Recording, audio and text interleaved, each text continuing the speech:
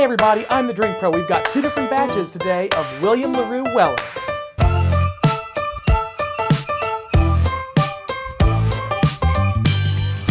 What's up everyone? Kyle the Drink Pro here with you yet again.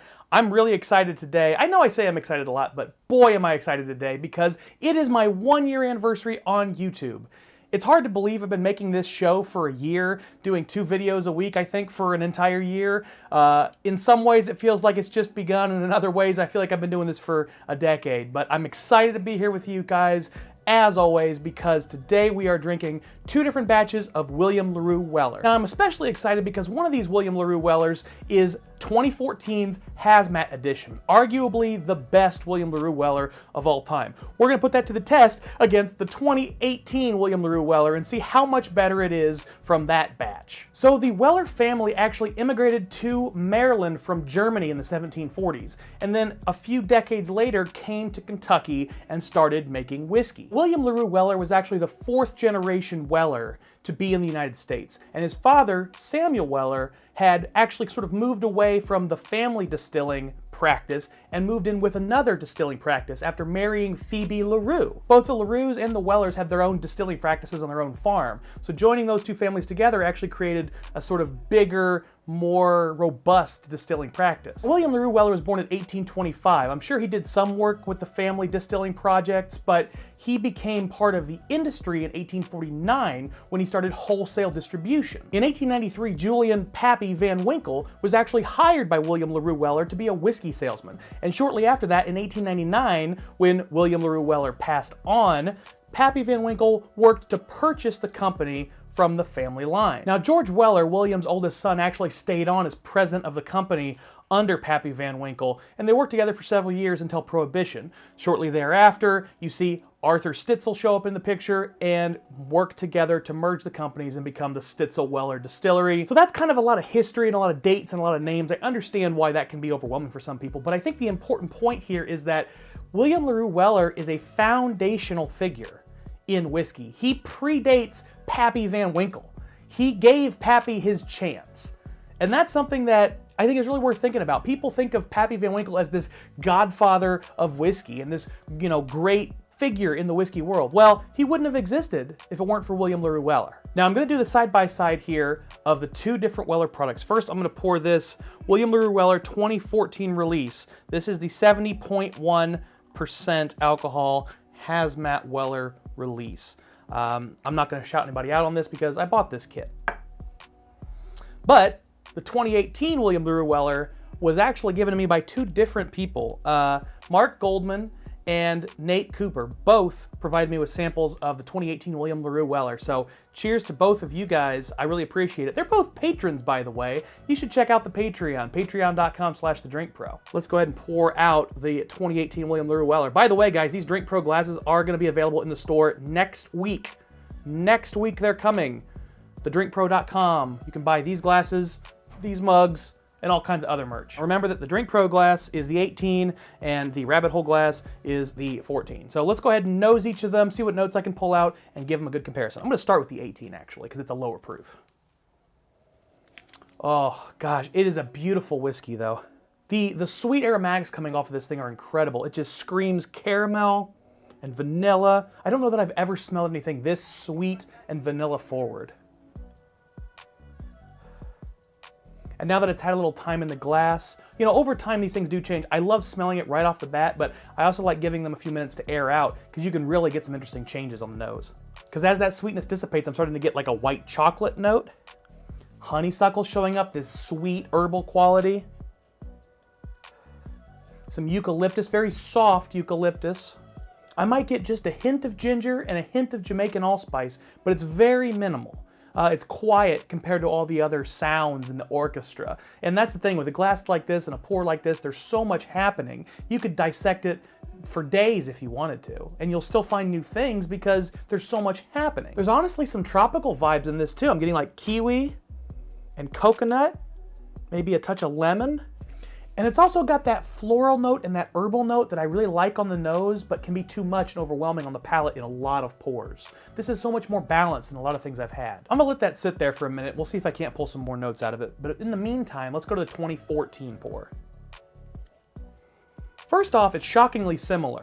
Very, very, very similar. It's a little bit brighter, a little bit sharper. I mean, the high alcohol content definitely shows up for me. I guess it's a little bit less floral and a little bit more herbal. It's a little bit sharper. The lemon is more prominent. But my goodness, we're talking about maybe a 2 or 3% difference. And I've tried, George T. Stagg batches side by side. I've tried Stagg Junior batches side by side.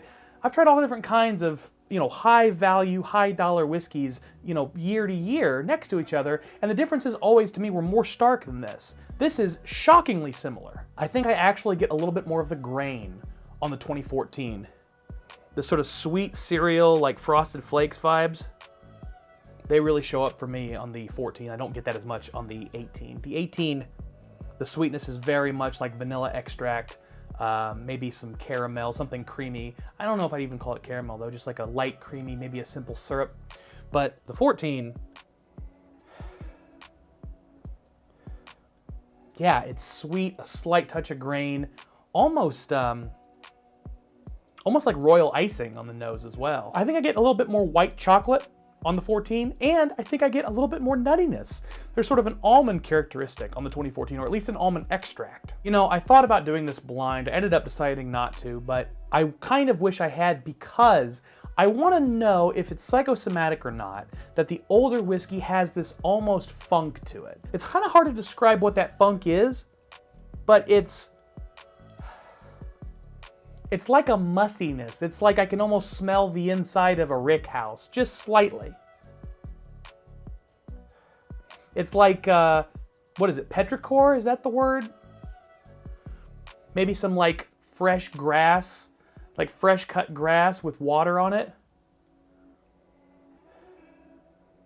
It's a lot more complex, I think, than a lot of typical bourbons. And even more complex than the 18. The 18 is still living pretty close in standard bourbon territory. And the longer I smell the 18, the more I'm starting to get this baking spice vibe, like vanilla is becoming sugar cookie maybe. Whereas I'm not getting that at all in the 14. It's living a lot more in this earthy, herbal kind of world. The floral is still there, but it's a lot quieter. The fruitiness is there, but a lot quieter. But these other new interesting notes are also there as well. I think on the nose, I'm pretty torn about which one I prefer. They both are so different while being so similar. That doesn't mean anything. Both of these pours are very, very good, and they have a lot of similarities, but the way that they're different, I'm not sure that one to me is better than the other. Sometimes I want a fruitier pour, sometimes I want a more herbal pour, sometimes I want to explore some more, and sometimes I want something that's more like comfort food. The 18 is comfort food for my palate. All right, moment of truth. Let's go ahead and taste the 2018. So I'm just going to cut out everything that I had said before about the William Larue Weller being less oaky than some of these other pours that I like and enjoy. On the nose, I get very, very little oak on the 2018 William Larue Weller. And I kind of jumped my gun there and said, oh, this is less oaky than the George T. Staggs of late. I'm not sure that's true. The 2018 George T. Stagg is going to be oakier than the William Larue, but not by such a great margin as I maybe had in my head. This is relatively oak forward, to be honest. There's a lot of great notes on this. I still get that sweet vanilla. Ooh, and then I get almost like a blueberry vibe on the finish. Like as I breathe out that retronasal olfaction. Great term, by the way. It's basically after you taste something, you breathe through your nose in or out, and you'll get like this additional, more nuanced flavor. Anyway, that effect is bringing out this nice fruitiness on the palate at the finish. Yeah, and the baking spices are showing up in the mid palate too. I'm starting to get a little clove. The black pepper dances on my tongue into the finish. There's some cinnamon, the sweet, almost like a light brown sugar. A lot of good things happening on this pour. And when you hold it in your mouth for a little bit, like I just did, I was kind of sloshing it around gently. Oh, the fruity notes really come out to play. I get lots of orange, lots of berry, like candied fruit all over the place. The cherry really starts to show up. And I get this oakiness and the cherry at the same time. It's beautiful. Oh man, I get a little bit of heat on that finish too after holding it in my mouth like that. And the pepper is still there. Oh, very nice and complex pour. There's definite cedarwood and walnut vibes on this one, especially from the beginning of the pour into the mid palate. It's kind of interesting. You get that nice woody cedar vibe at the front of the palate with these walnuts. It converts into more sweet, fruity kind of characteristics, and then it finishes with that nice herbal bit and the pepper. A lot going on. Very cool pour. Now, full disclosure, I've had the 2018 before in a blind tasting. We tried to do a video of it, but it didn't work, unfortunately. But regardless, I don't remember it being this astringent. I think being the first thing I've tasted for the day detracts from the experience of the William Larue Weller, at least the 2018. So if you have one of these at home or you're trying this for the first time, I might make it your second or third pour. Give yourself a chance to ramp up to something like this. All right, let's move to the 2014 here. This is 70.1% alcohol, so it might be a bit toastier than the 2018. Whoa. Wow. Oh my gosh, that's crazy. So the alcohol's obviously higher, obviously on the palate. It dries out your mouth right away. As soon as I put it in my mouth, it's like, there goes all the moisture. Wow. But once the moisture comes back, you don't get a lot of burn. It's sweet, it's fruity. So it's kind of crazy to me. The 2014 is actually somehow both hotter and easier to drink than the 2018. And I'll explain what I mean by that. You know, when I first taste the 2014, I can really tell it's higher proof. It dries my mouth out. It's got this sharpness. It's very distinct, but your mouth kind of naturally rehydrates. And once that starts to occur, you don't get the sharp burn. You don't get the heat. You felt it dehydrate, but you don't get the burn, which is just fascinating to me. It's easier to drink. It's got less pepper. It's got less of those spice components. It's a lot more creamy and sweet and light. I get like stewed peaches and coconut and a little bit of maybe like a toasted oak or a dried oak on the palate too. It's got some really cool, unique flavors on this.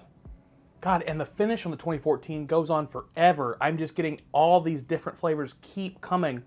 You get the sweetness and the tingling pepper on the tongue, and then it moves back into something that's more fruity, and then it comes back to the tingling pepper. It's like an experience. It's like it's breathing in and out for at least a minute after drinking it. Oh man, in the mid palate, I just started to pull this up near the end of my tasting. I'm getting blackberry and lemon and cherry and maybe even like Brazil nuts or something. Wow. It's crazy how like complicated and delicate and unique the 2014 Weller is. That's really something else. All right, back to the 18 for a minute.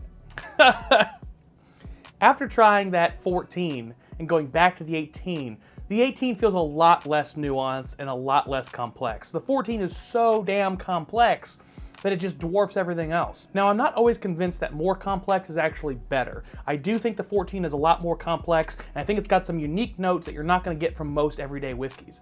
But the 2018, I do think on the palate has more things that I'm typically looking for from a whiskey.